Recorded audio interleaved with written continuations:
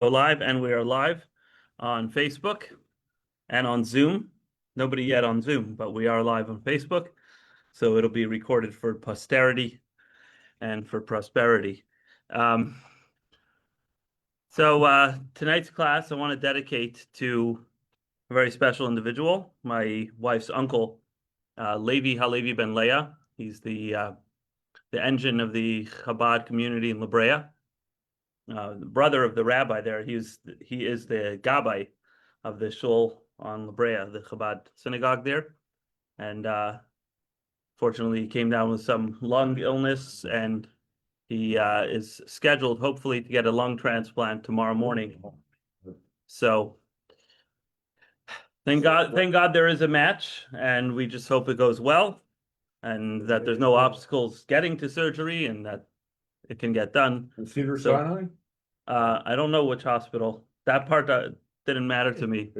I'm sure Either Cedars or UCLA, one of the two. I'm sure they got the best doctor they could. One of the two. And we have ultimately the best source of healing in God Almighty Himself. So if you can join me in a prayer by opening your Tehillims to chapter 65 on page 76. And no, we'll do it together in English. Yeah. For the conductor someplace. For the conductor, yes. Conductor of the train. Beep, beep. Train is moving. All right, bottom of the page. For the conductor, a psalm by David, a song. Silence is praise for you, O God, who dwells in Zion. And to you, vows. One more? Okay. Vows will be paid.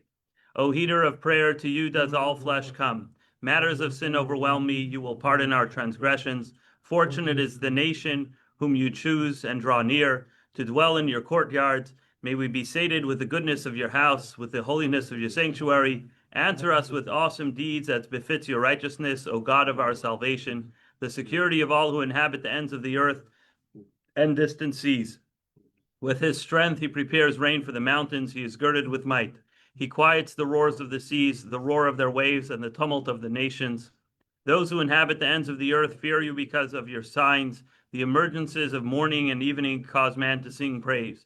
You remember the earth and water it. You enrich it abundantly from God's stream filled with water.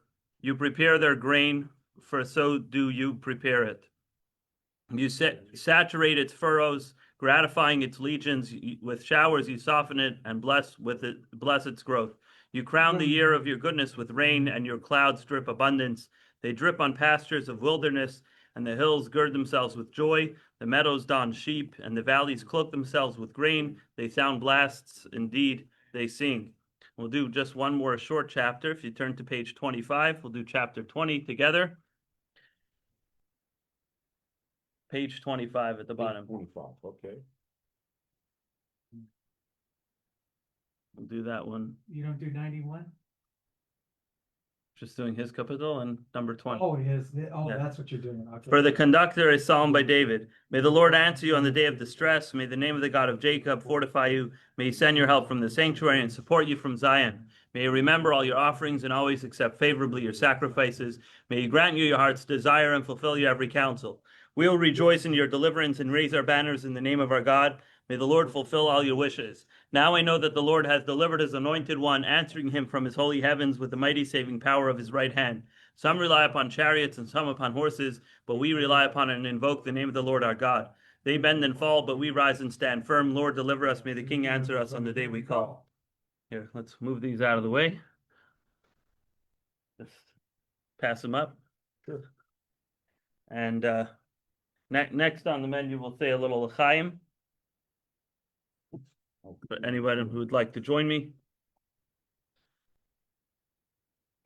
Yeah? Sure. All right. Larry? That's a bit sweet for me. Can we do the, Sure, go ahead. Go ahead. do the sky? What's going over there? No, there isn't. It's just a can. It even comes in a box. Can I have that? Sure, Thank you. like that. Okay. So, All right. A cup instead of a. Sure, absolutely. You want to pass me that wine then? I'll take that. Well, I thought, oh, that having it? Yeah, sure, I am. That's yours. Yeah, that's fine. Oh, This okay, is for you. perfect. Great. Okay. So those who are saying Hagafen say Hagafen. Those who are saying Shahakol say Shahakol.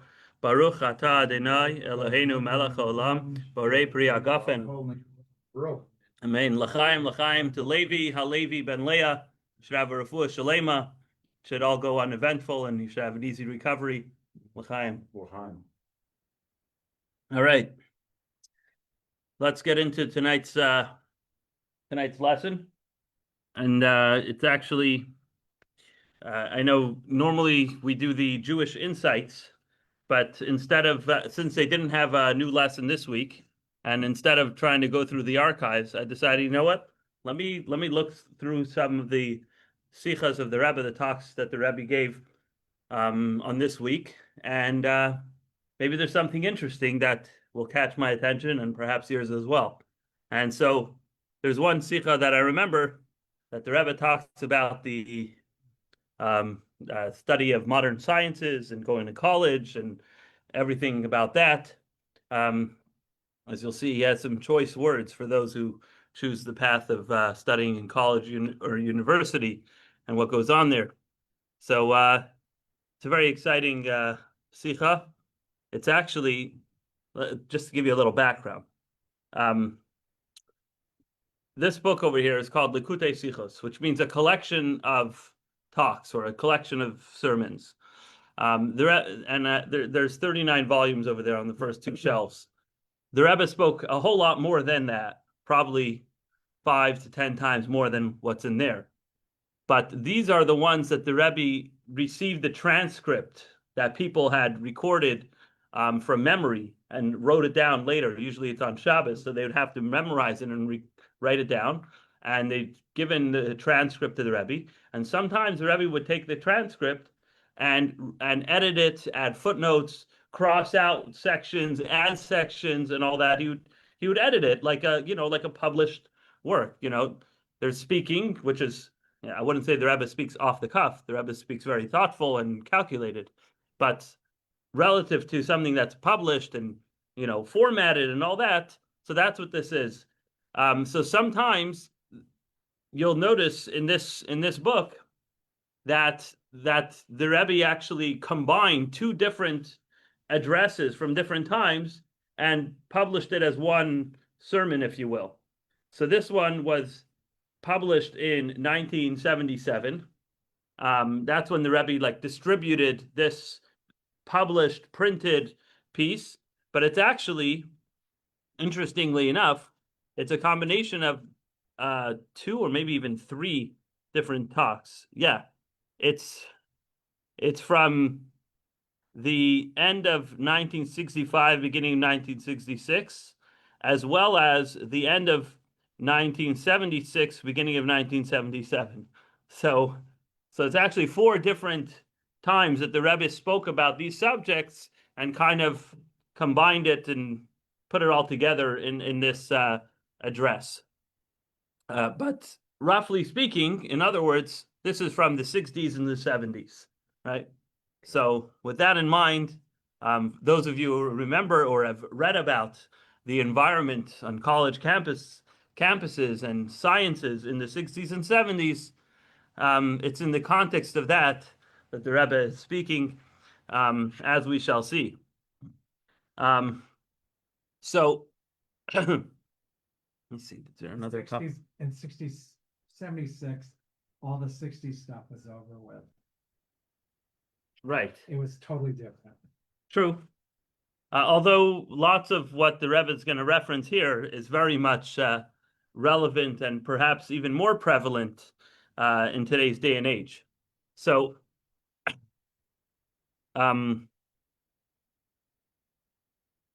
let's, without any further introduction, let's jump right in. So this has to do with this week's Torah portion, in that in this week's Torah portion, it talks about the flood that God brought upon the earth after 10 generations of corruption and depravity in this world. God said, enough is enough. I'm going to save Noah and his wife and 3 kids and three daughters-in-law, and everyone else, kaput, goodbye. it's interesting. I was just, this is totally unrelated, but just a sidebar that I wanted to share. Um, you know, people are very concerned about environmentalism, that we have to save our planet, preserve our planet, and not destroy it. Now, a college, not a college student, a high school student recently asked me, what's the Jewish view on environmentalism? And I said, in Judaism, we believe in preserving good things. God created a good world. We have to preserve it. This is an explicit commandment not to destroy fruit trees. But I couldn't put my finger on why I still, given that background, don't feel connected to the environmentalism movement. It feels like there's some sort of disconnect, and I couldn't figure out why. And I think in this week's Torah portion, there's a little bit of an inkling as to why. And that is because God says after the flood, I will not destroy this earth ever again. So the idea and the fear of the world's going to self-destruct if we don't do who knows what and make radical change, that's not a Torah viewpoint. God could destroy the world if he wants to, and he's done it. But he promised not to do it again. Now, that doesn't mean that we go out and try to destroy the world, but it also means we don't need to live in fear that the world is going to somehow like collapse on itself. It ain't happening. Everybody chill out. God made this world. He set it up for success. And as long as we act normal and responsible, we will live to see it continue. So just that was just a thought that occurred to me. The balance of, on the one hand, yes, we don't destroy things. We try to do things to preserve the world, recycling, not polluting the air unnecessarily, and all that good stuff is good. But the fear that's associated with that's something that is not founded in our values. Anyways, leaving that aside, let's talk about the flood as it happened here, Bereshis 7:11, chapter 7, verse 11. We'll give you, Keith, to open up the first text over here. This one right here, Rabbi? Yeah. Okay. The flood began in the Chopped up that. 600th year of Noah's life, 1656. In the second month. By the way, 1656 from creation. From creation. Yeah. Okay. On the 17th of the month, because of the gravity of the people's misdeeds, ordinary rain did not suffice to cleanse the earth. Rather, on that day, all of the well springs of the great abyss burst open, and the floodgates of the heavens were opened. Okay, so there's two things: well springs of the abyss and floodgates of heavens. I chopped up what you're reading, and it's just some excerpts. Oh. But once we get to paragraph 4, then Okay. we'll do a little more straight. So this is what the Torah tells us happened in the process of the flood. You can imagine what's it called in Sequoia, those things that shoot up from the ground. They're called trees. No, not trees. Geysers. The water, the geysers. Yeah. Oh, you're talking about Yellowstone. Oh, Yellowstone. I'm sorry, I haven't been to either yet. Not yet. I'd like to go, but so imagine the whole world just like exploding with geysers, and at the same time it's raining everywhere, right? This is just my own imagination of what that might have looked like. So obviously the water filled up pretty quickly. Now imagine that happening for 40 days and 40 nights consecutively without a break. It's going to fill up, right? So that's what happened. Now, it's interesting how the Torah says in the 600th year of Noah's life. In other words, there's something relevant about how old Noah was when this happened. That's a lesson for us. Meaning it's not just saying a historical fact that it happened in the year 1656 from creation, but actually Noah was 600 years old. So the Zohar, which is the foundational book of Jewish mysticism, comments on this and says there must be a hint to this number 600. And here's what the Zohar says, Larry. Yeah. In the 600th year of the 6th millennium, the floodgates of supernal wisdom will open and the wellsprings of lower wisdom will burst forth to prepare the world to enter the 7th millennium. Let's do the math over here. Okay. In the 600th year of the 6th millennium. So, in other words, not 6 millenniums plus 600 years, but it's 5 millenniums plus 600 years, right? Mhm. Because it's in the 6th millennium.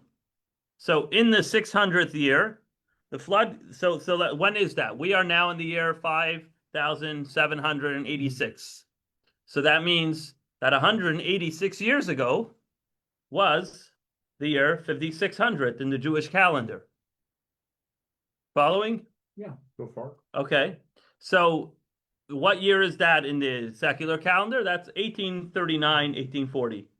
Okay. But I guess if you say in the beginning, in the 600th year, you can maybe even say that might even lean into the 1838. Anyways, but it's roughly right around there. And so the Zohar says the floodgates of supernal wisdom will open. That's, in other words, godly wisdom, and the well springs of the lower wisdom. What do you think he means by lower wisdom? Earthly, well, human knowledge. Human knowledge, yeah, human wisdom, right? Human discovery, if you will, right? Human inventions and innovations, scientific explorations, all that, right? And what is that? What's the purpose of those new well springs that are coming forth? To prepare the world to enter the 7th millennium. Now, we're still 200 and something years away from the 7th millennium. But what's special about the number 7 in Judaism? It's, This question is for you. What's special about the number 7? Putting you on the spot. Come on. You got this. what is it? Malak-to. That's not going to be helpful. No. Shabbat, Oh, The 7th day. the 7th day. nice. So Yom in other words, there's a pasuk in Tehillim that says, "Ki elef shanim beinecha ki yom esmal," that 1,000 years in your eyes is like one day. So each of the first 6,000 years of creation are metaphorically, in God's eyes, it's just like one day, right? So where are we holding now? We're in the middle of Friday afternoon. What's the 7th millennium? Shabbos, which is a metaphor, of course, for Mashiach, the Messianic era. So really now we're in the Messianic, we're in the eve of the Messianic era. We're getting ready for Shabbos. We're cooking the cholent. 200 years short? Oh, here's the thing. According to Jewish law, you're allowed to start Shabbos early. You don't have to wait till the last minute. In fact, it's a mitzvah to start Shabbos early.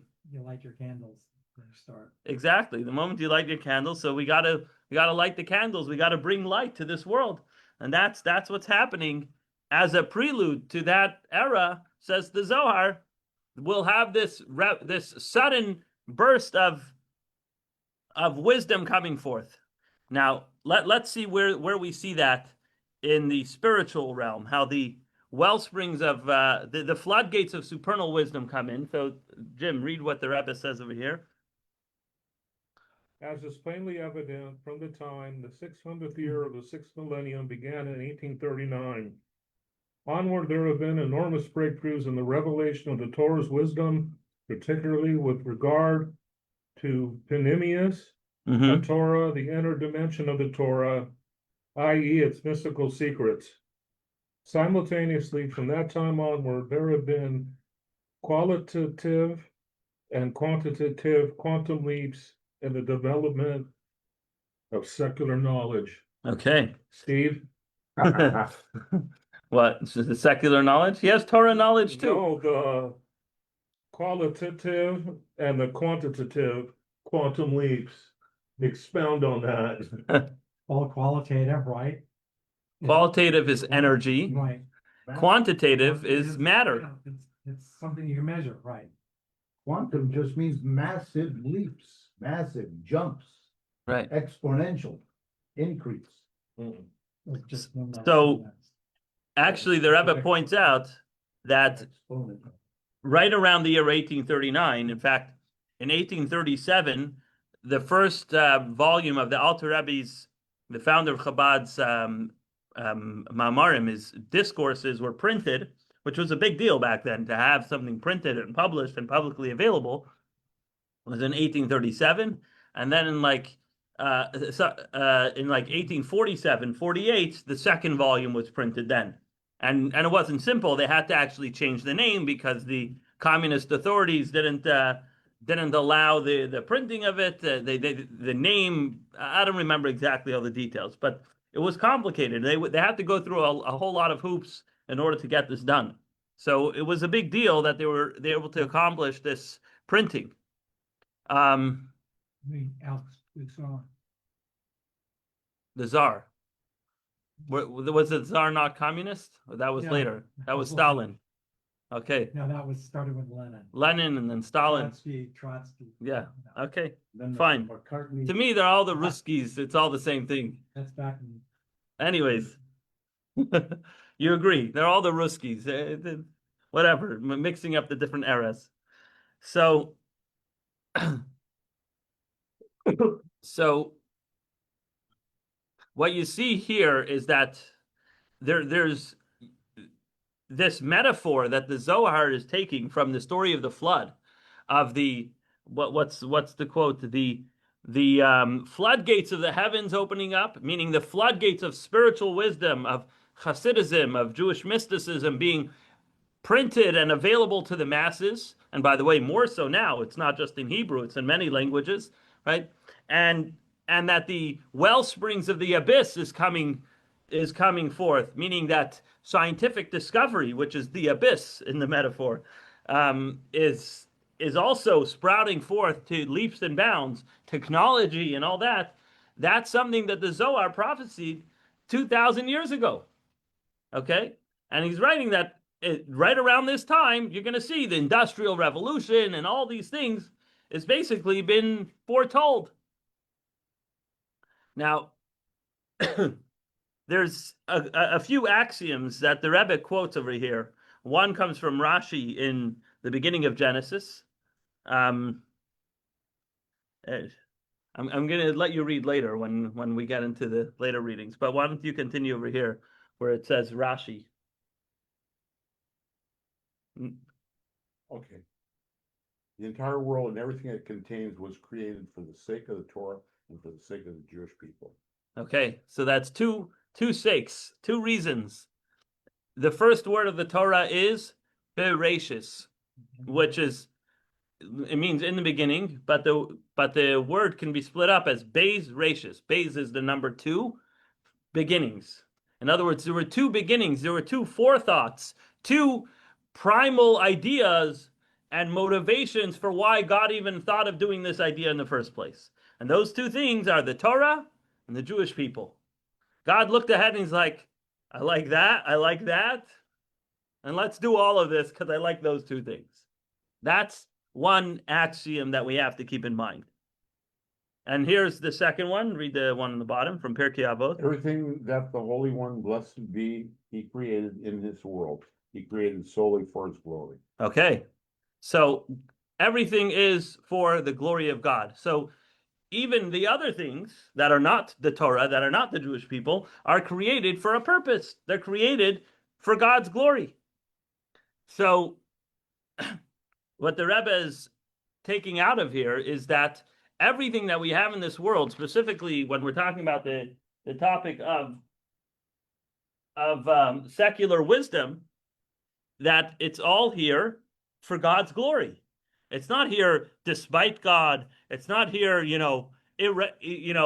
irrelevant to God, but it's actually here in order to bring glory to God, because it's an axiom that we know from ethics of our fathers. Everything is created for God. Now the problem is most of us aren't as readily able to perceive that in everything that we do. Most of us are not able to open up a science book and see godliness in there. Most of us are not able to pick up a piece of modern technology and immediately, instinctively use it for God. some of us might stray and explore these things independently of God, which is not healthy, which is not what we should be doing. But say, for example, Maimonides and Nachmanides, they were well versed in secular studies. They were both excellent doctors, and at the same time, they were tremendous rabbis and scholars of Torah. And it wasn't two independent things, but it actually fed one another, right? Because they realized these axioms. They realized that the world was created for Torah, and that the Torah can inform us how to do medicine. And that medicine is here to bring glory to God. So they saw that and they lived it and they did that correctly. And so now the Rebbe says, before we get all excited and say, oh, well, science was created for God's glory, let's go all in. I was like, hold on, don't get so excited.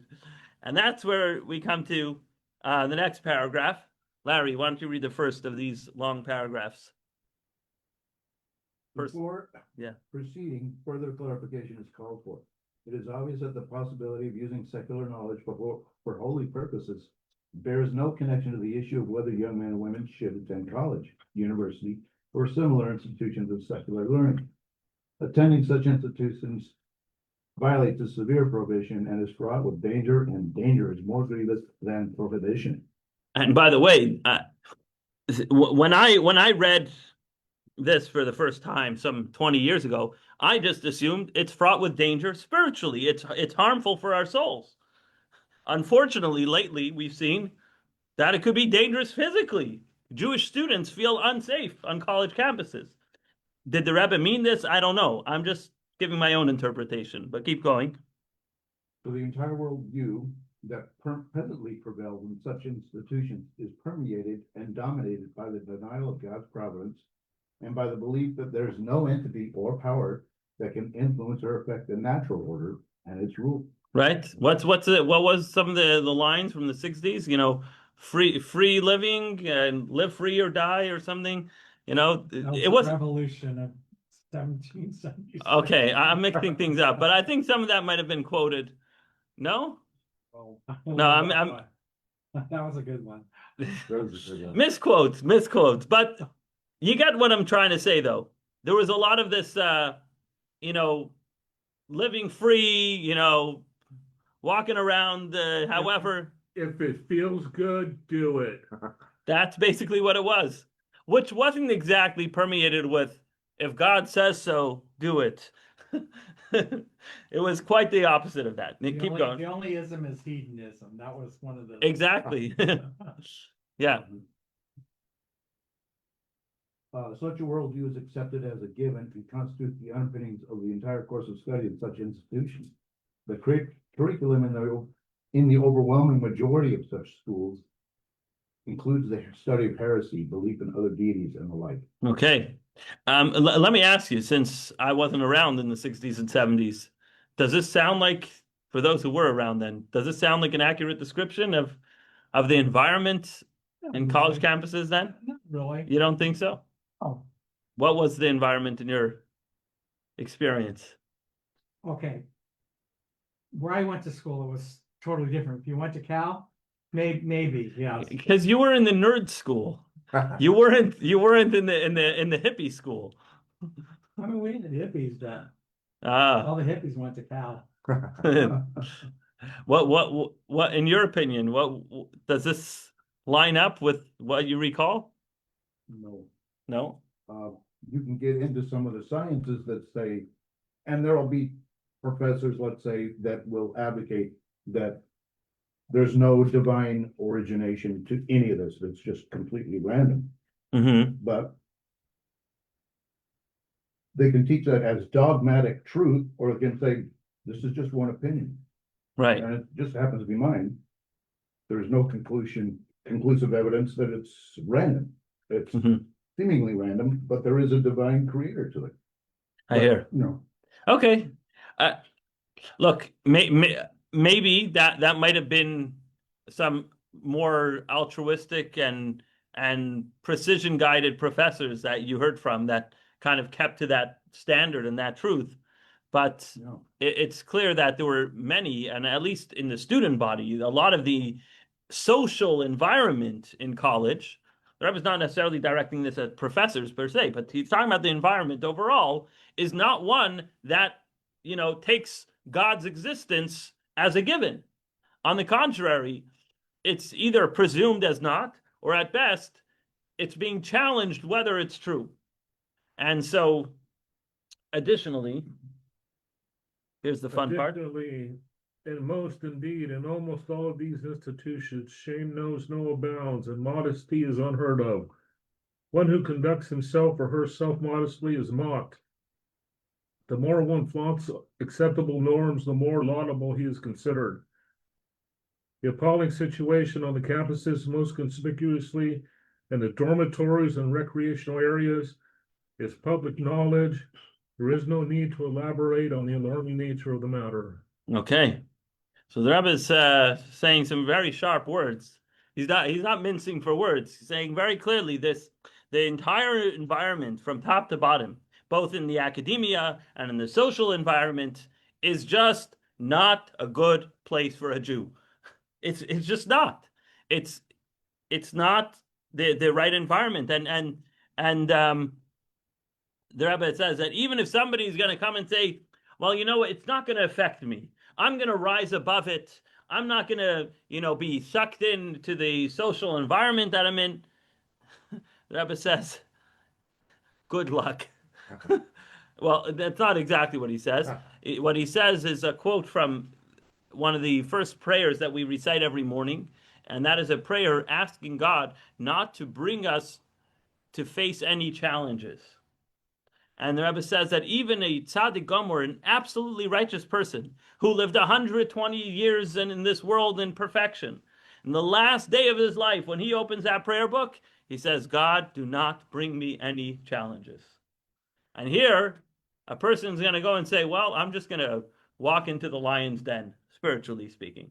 And I'm just going to go into this environment, sign myself up for 4 years of challenges, of everyone disagreeing with my way of life and my axiomatic beliefs in God. That's a big no-no. That's a big problem. Anyways. Like I said, in 1979, when I went to a Royal High School, Mm-hmm. you could literally get any drug you wanted. I believe it. We were Yeah. doing drugs my parents didn't even know existed. Sure. All of them were highly illegal. You could go to jail. Mm-hmm. We drove around with them all the time. And the more you did, the more respect you got. It was like, they were with the cooler kids. exactly. It was a cool thing to do.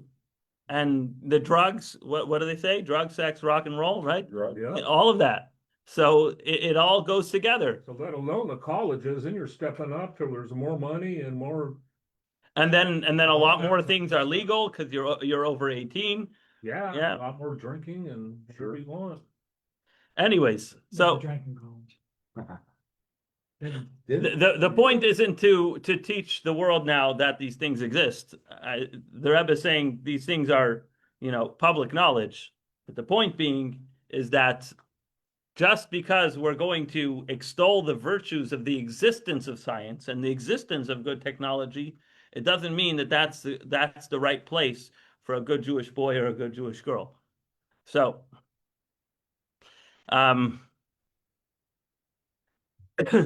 so going back to the Zohar that we quoted here earlier, says the Zohar said that it's all of these floodgates and well springs are in order to prepare the world to enter the 7th millennium, right? That's the purpose of these new discoveries, spiritually, scientifically, technologically. Now, it's important to realize what is the Messianic era. Like, if I asked you in one sentence, describe the Messianic era, what would that? They're missing what? The Messianic era, Mashiach. Oh. What would that? How would you describe that? Steve, what would you say? Peace, love. Peace and love? No, just going back to the 60s. Oh, there you go. Peace and love, everyone. Well, they already had it. They had the first coming in the 60s. Peace and love.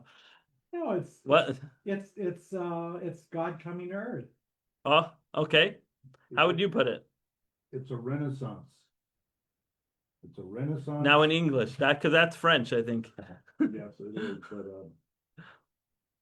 but, Like a reawakening. reawakening, yes, it's a reawakening, an enlivening.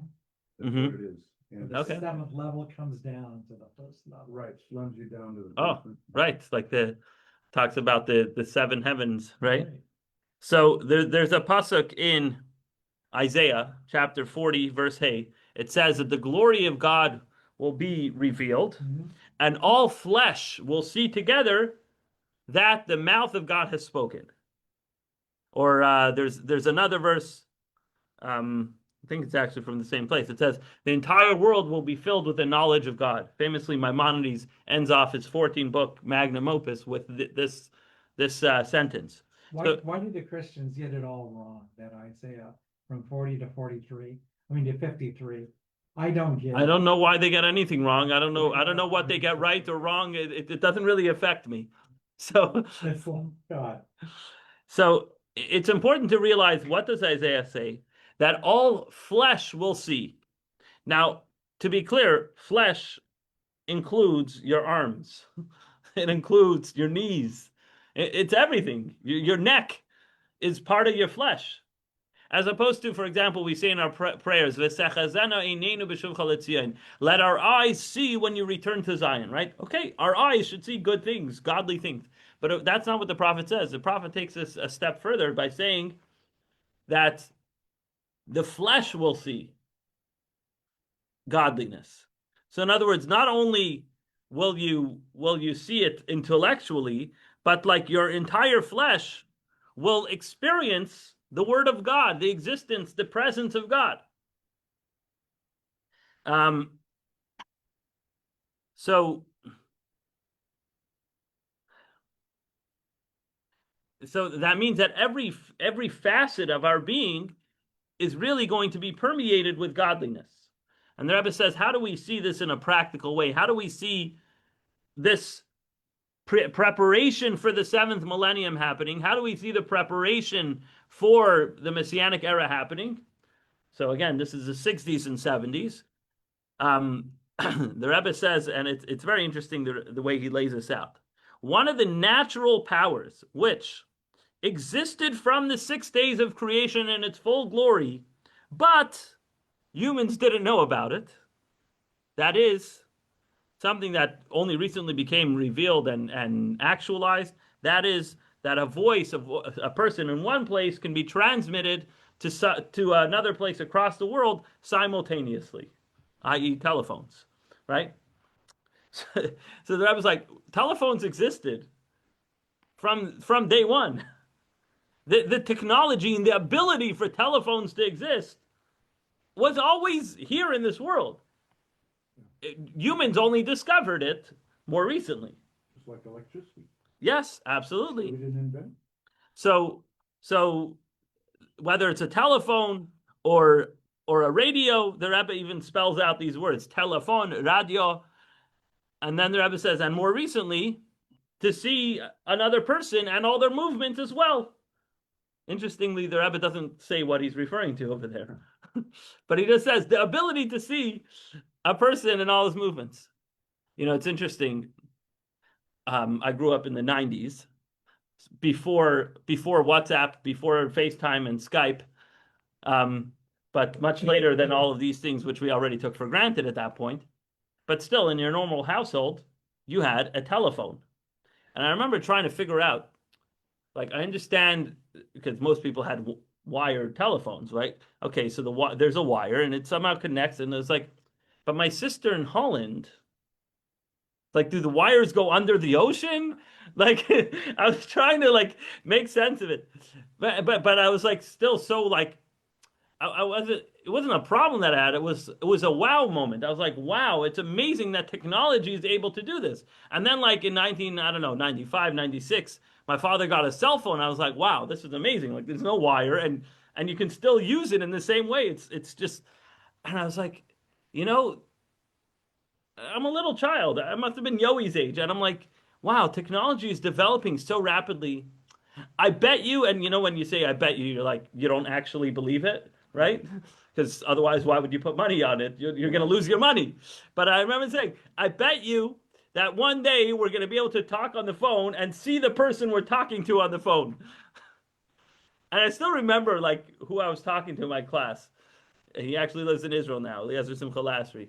And I was like on the phone with him, and I'm like thinking like I could be looking at you right now, one day.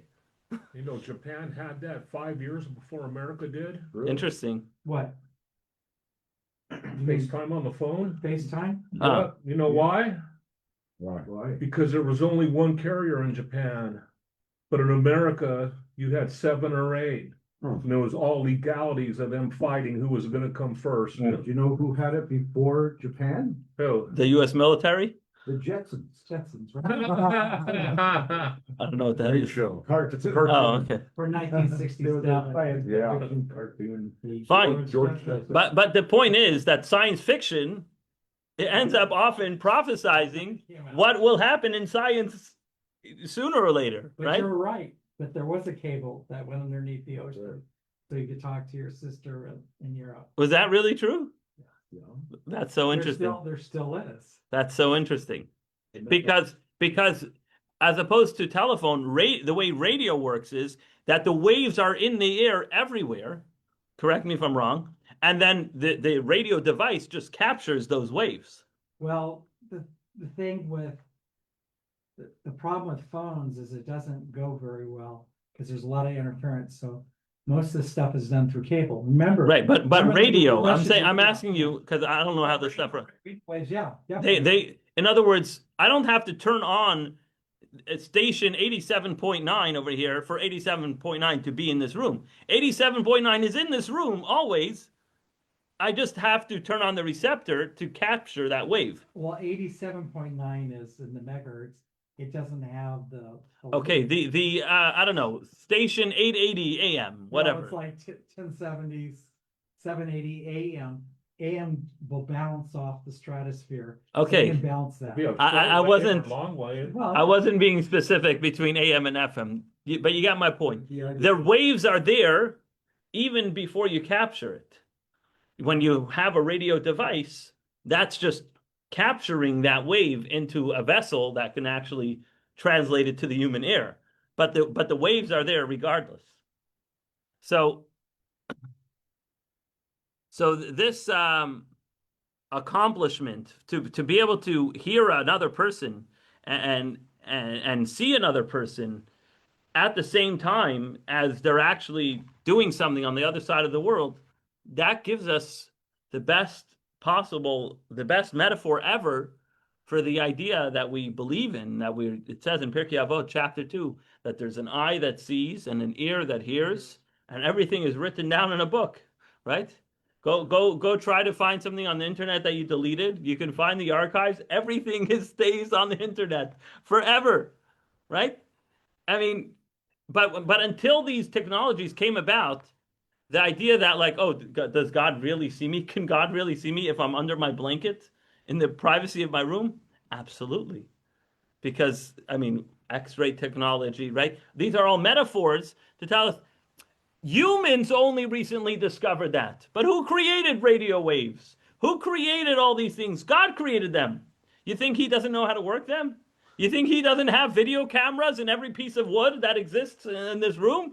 Of course he does. They're godly video cameras. They're not human video cameras. But he can absolutely see what's going on. Those angels with all the eyes, what does that tell you? I don't know what you're referring to, but I'm saying God sees everything. Didn't Isaiah, I know Daniel had visions like that. They were describing the Okay. angels, they were full of eyes. Okay, so there you go. There's that idea that God sees everything in real time, not just that somebody reports to him later, here's what I saw. No, this is really what's happening. So so here we see that these technological devices were created, as we said, for the Torah and for the Jewish people. In other words, they're created in order that we should be better Jews. Because by understanding the lesson of these devices, which is to teach us that just as these physical devices, which were only recently humanly discovered, always existed in potential, and therefore in reality in God's world, God always sees and hears and knows exactly what we're doing. Now, the axiom that we read from Rashi, that you read from Rashi about that everything was created for the Torah and the Jewish people, that's a broad application to everything in this world. Now, there are certain things that our sages in the Talmud and elsewhere have, in the Medrash, have quoted saying that this particular thing was created for this particular spiritual purpose. Case in point, a particular precious metal called gold. And that the Medrash tells us that the world really was not worthy of gold. There's really no good reason why gold has to exist in this world. Have you ever used gold in a medicine? Have you ever used gold, I don't know, to Goldschlager, liquor. I don't know, to get high? Have you ever gotten high off gold? I don't think so. Use gold in here, didn't they? The color, maybe, right? Okay. But objectively speaking, what's the purpose of gold? It's a noble metal. It's a metal. It's a precious metal. It's scarce. There's a limited amount of it. But what purpose does it serve? It works as It's a hedge. Electricity. A hedge to the dollar. No, electricity. It's a hedge against the dollar. Better Yeah. conduct- But now we have Bitcoin, Right. whether you believe in that or not. But theoretically, anything could be that. Copper So is, the Medrash, Okay. the Medrash says that the reason why gold was created was for the Beis HaMikdash and for the Mishkan, the tabernacle in the desert. Why? Because God, who wrote the Torah before he created the world, in that Torah it says that you should have this amount of gold on the ark, and this amount of gold on the menorah, and this amount of gold on the tabernacle, and the gold threads should be woven into the clothing of the high priest, and this and that. So therefore, he created a world in which there's gold. What's that? silver and copper also. That's right. But specifically gold, our sages call out as this is absolutely unnecessary, if not for its use in the tabernacle and in the temple in Jerusalem. So over here,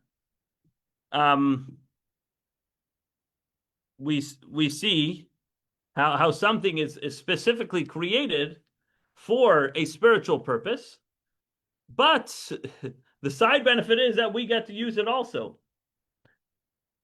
But this serves as a reminder that really, in a sense, everything exists only for these type of more lofty purposes. So, you could say, I don't know, wood can also be used for the temple service, right? But wood wasn't singled out and quoted directly as something that is uniquely associated with the temple. Yeah, it's also used in wood for the altar and Acacia, which is right. sheet them. Right, of Right. course. Right, and that's specifically stated, look, it has to be this wood. True. But what I'm saying is there's a general principle that everything could be used and should be used for the sake of Torah and for the sake of the Jewish people. And then there's specifically certain things that item is singled out as this is for that purpose, right? So when the Zohar says, again, the Zohar is telling us a divine prophecy, essentially, that there will be a new gold, so to speak, a new entity, a new intellectual property. It might not be a physical matter, but it's an energy, it's a wisdom that's being discovered in the year 5600 or 1839 in the secular calendar. And that is being created for what purpose? Just like gold, which is for the temple, these wisdoms are created for the purpose of getting the world ready for Mashiach. In other words, everything until that point, of course, you should use it to get ready for Mashiach. Cows should be used to make tefillin, and tefillin is a mitzvah which brings Mashiach, of course. But over here we're saying even more specific, studying the well springs, the deeper dimension of Torah, the the floodgates of heavens, as it's called, meaning the mystical dimension of Torah, is a direct preparation for Mashiach. The existence and the study of science, if it's directed in the right way, is for the purpose of getting the world ready for Mashiach. In other words, the existence of telephones and radios and television and internet and AI and is all for the preparation of Mashiach. Now, how the only homework we have to do, now that we know that fact, our homework is how do we use that to get ready for Mashiach? So,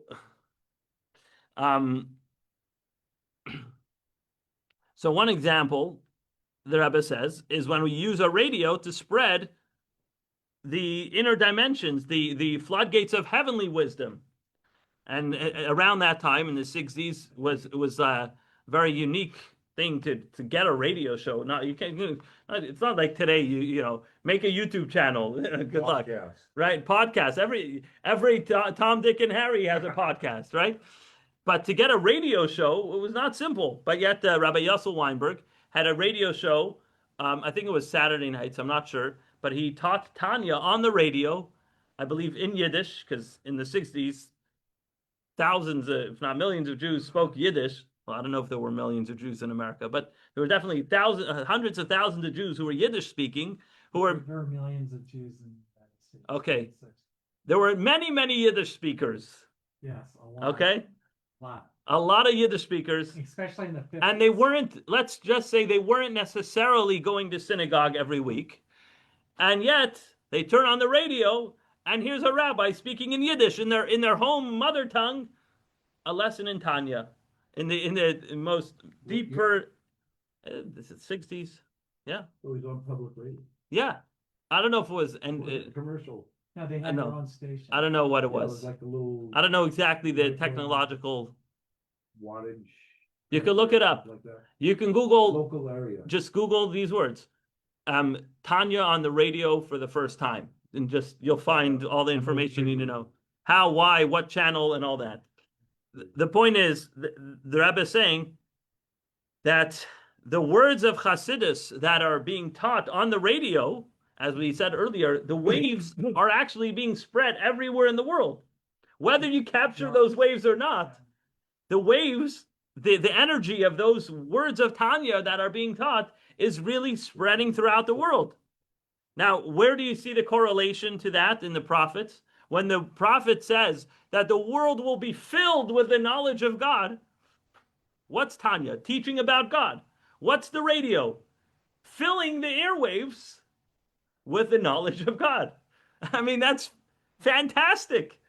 Could Isaiah have imagined what he actually meant when he said that the world will be filled with the knowledge of God? That we're talking about actual, measurable radio waves carrying words of Torah, of godliness throughout the world? It's incredible.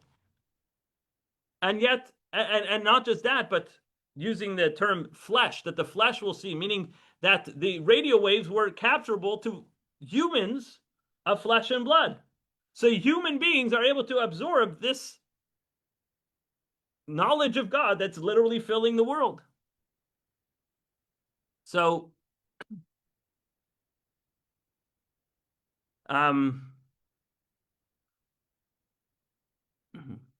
so if you, so that's as far as technology is concerned. But when you're talking about studying secular wisdom, here you want to read from paragraph 8 in your text. Scroll down to number 8. Okay.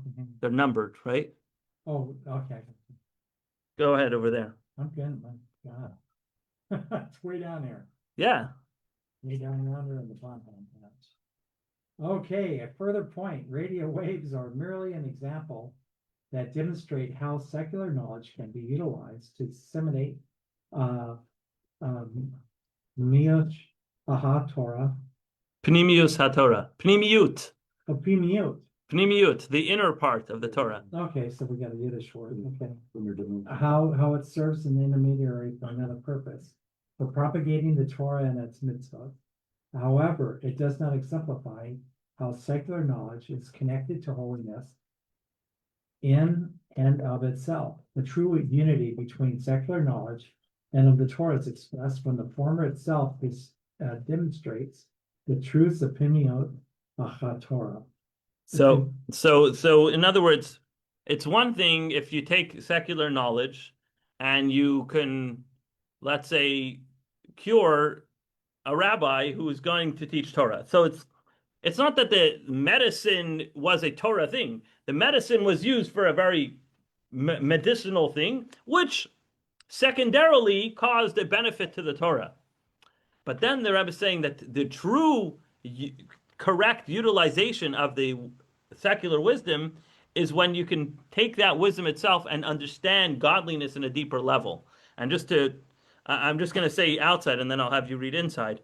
What the Rebbe is going to say is that, say for example, quantum physics and quantum mechanics, which I don't even know what it means, but from what I've heard is that it basically explains how everything is connected to each other, and that everything is when you move one thing here, it really affects something in another place, which really just tells you that everything is really interconnected, which translation, there is one God that is really running this whole ship, right?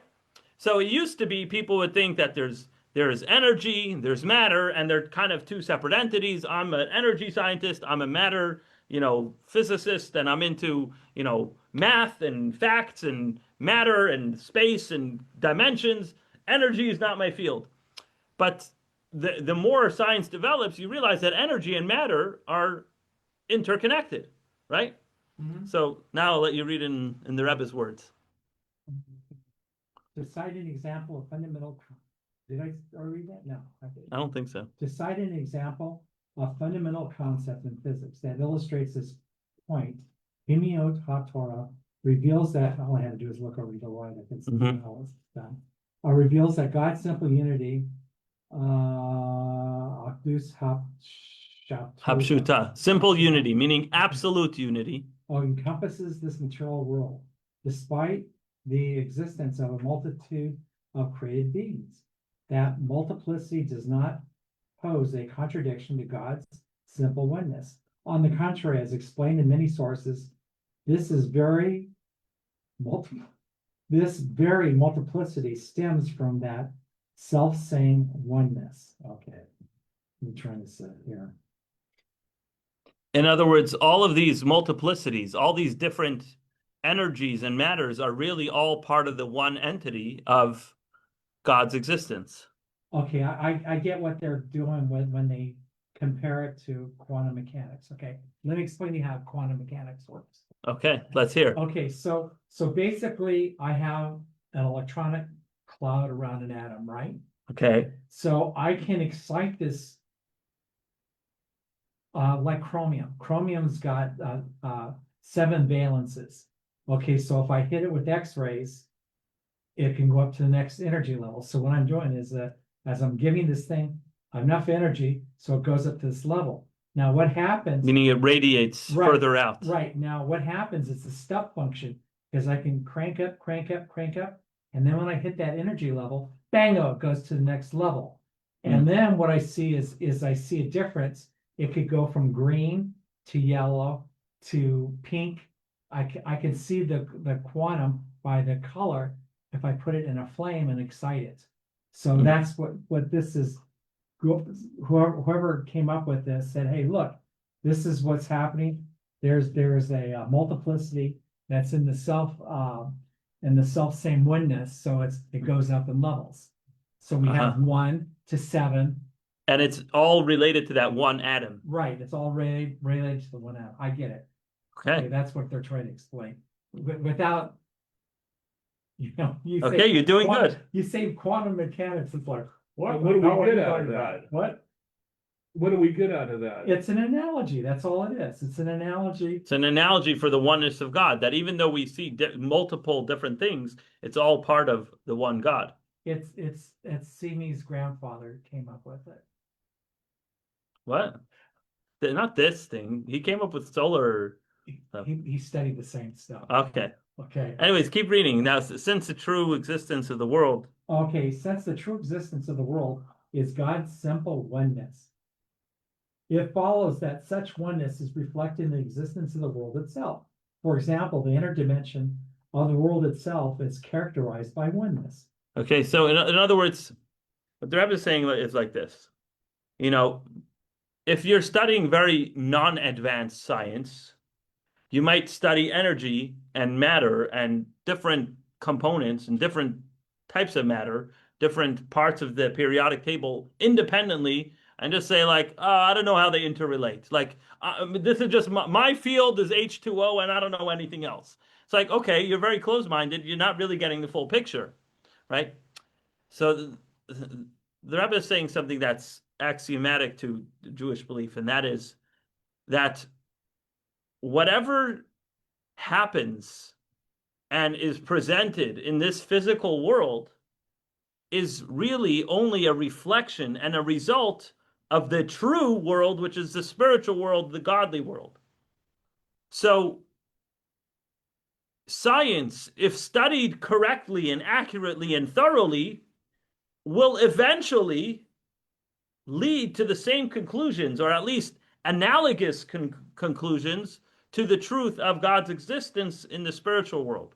So, case in point, we know from the spiritual world that God is one, right? We say in the Shema, Hear, O Israel, the Lord is our God, the Lord is one. So as Jews, we work with the top-down model. What's the fact? The fact is whatever God tells us. God is one. Okay, God is one.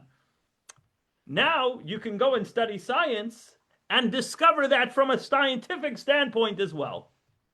So what the Rebbe is saying is that because God is one, meaning in the spiritual realms, in the factual spiritual realms, God is one.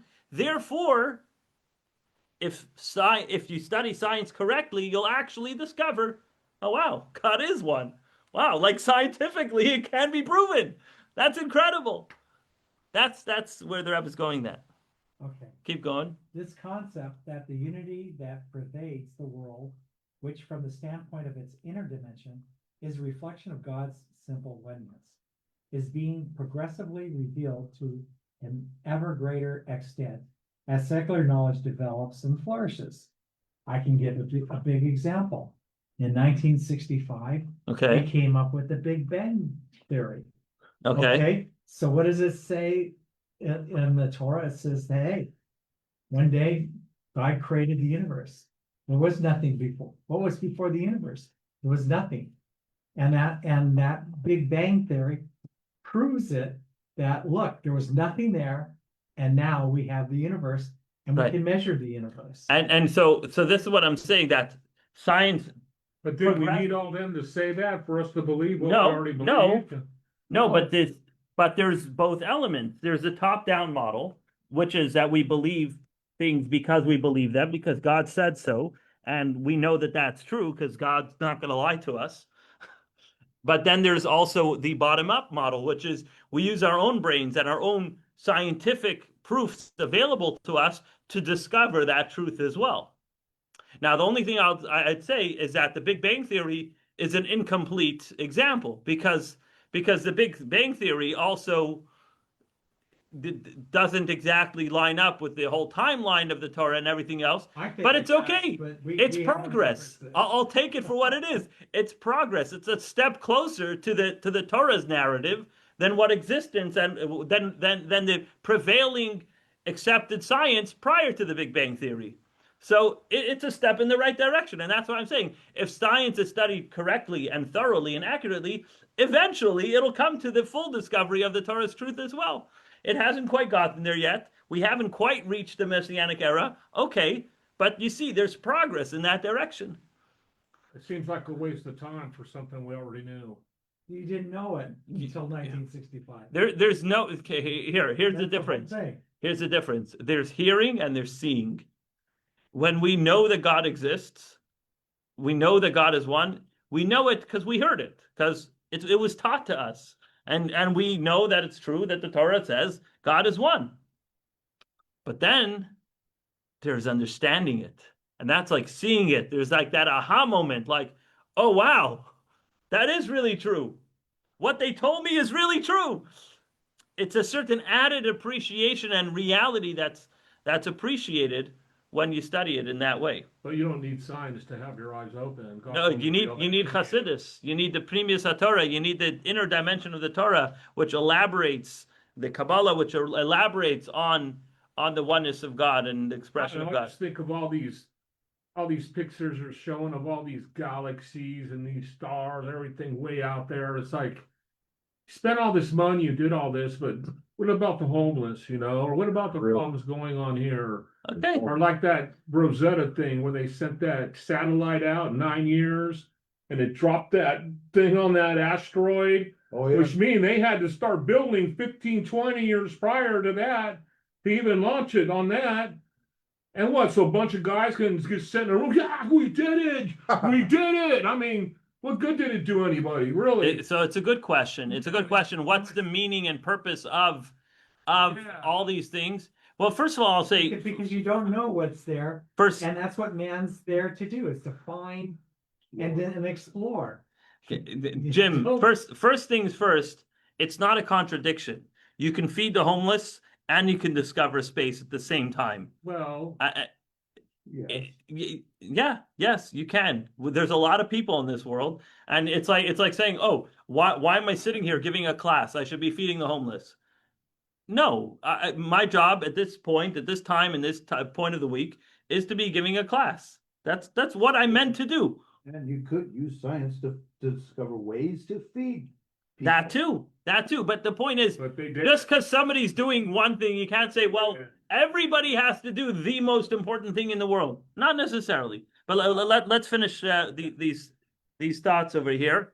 In the not so distant past, it was believed that each of the world's natural forces is an independent entity unto itself. And that this is what we're just talking about, and that all physical matter is made up of various discrete elements. However, with the progressive development of secular knowledge, there's been a realization that the multiplicity and diverseness among the elements are only external. As one becomes increasingly aware of the manner in which these seemingly discrete elements combine and how they contract and expand, just like the universe, he comes to appreciate that the existence of the world and all its contents constitutes a dynamic unity between two components, mass and energy. Yep. True oneness exists only within as a result of godliness. Therefore, the matter in which created beings can reflect oneness is that their existence entails a unity of two components, mass and energy. Here, Keith, why don't you read this paragraph over here and the next one, the above. The above.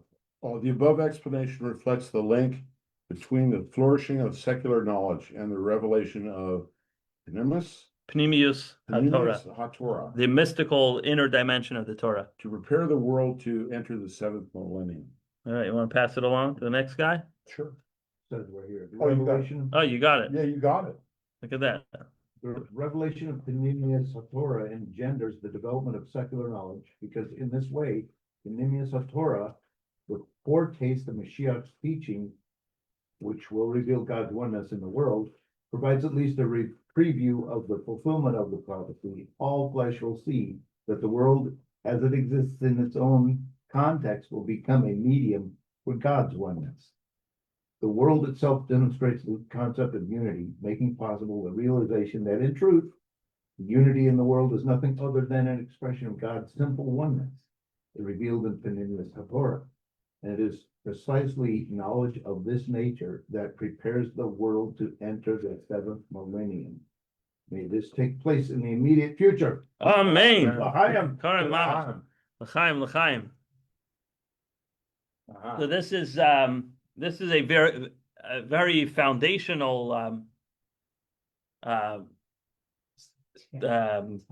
thesis, if you will, that the Rebbe taught on this whole topic of the relationship between Torah and science. The Rebbe didn't bash science. The Rebbe didn't say it's unnecessary, but certainly the way it's being studied and the environment in colleges and in universities today is very, very problematic. And but at the same time, we value the contributions of science, and as long as it's studied in a way to reveal godliness and to understand and appreciate the oneness of God, the better off we are. And as we see with telephones and radios, that we can appreciate certain prophecies of like 5 minutes. That we can appreciate how certain prophecies from way back when are being actualized by radio waves floating through the air. And, you know, there was a video I came across like 8 years ago. It was Elon Musk, maybe in 2012 or something. He was talking about, he has a wild brain. Like his imagination is, forget his politics, but he's a brilliant mind, and his imagination goes places that most people never think of. And he's like, the psychedelics he uses. well, He does. great, good for him, not for me. I'll cook No, them. here's my point. I want to say a point over here, and that is, see, he goes on a whole tangent. He's like, what if we're living in a simulation? What if AI, everybody talks today about AI, taking over the civilization and it's going to start controlling us, right? What if that already happened? What if somebody already created AI and programmed us to think that we are independent of the AI, but really the AI is controlling us? And I'm listening to him and I'm like, you realize that that's exactly what God did. That's exactly what God did. He programmed us. He gave us our own brain, our own desire to do good, our own desire to do evil, the power of discernment to actually notice the difference between the two.